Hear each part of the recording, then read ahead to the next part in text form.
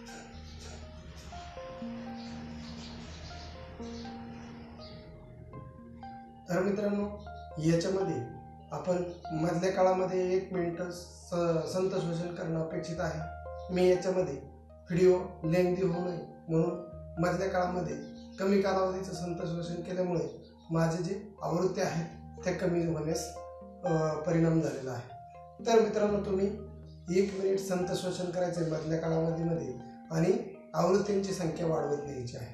सुरुवातीला तुम्हाला 40-50 आवृत्त्याच होतील, त्यानंतर त्या हळूहळू सरावाने तुमच्या त्या आवृत्त्या आहेत त्या 150 ते 160 पर्यंत वाढवण्यास नक्कीच तुम्हाला तुमची कॅपॅसिटी, तुमची क्षमता नक्कीच तोपर्यंत वाढण्यास मदत होईल। तर मित्रांनो, ही कुंडलिनी शक्ती जागृत करण्यासाठी श्वसनाचे विकार, कफाचे विकार, पोटाचे विकार, सर्व विकार तुम्ही नष्ट या कपालभाती शुद्धिक्रियेद्वारे करू शकता। तर मित्रांनो, तुम्हाला जर हा व्हिडिओ आवडला असेल, उपयुक्त वाटत असेल, तर मित्रांनो तुम्ही हा व्हिडिओ लाईक करा, शेअर करा तसेच माझं चॅनल सबस्क्राईब करायला विसरू नका.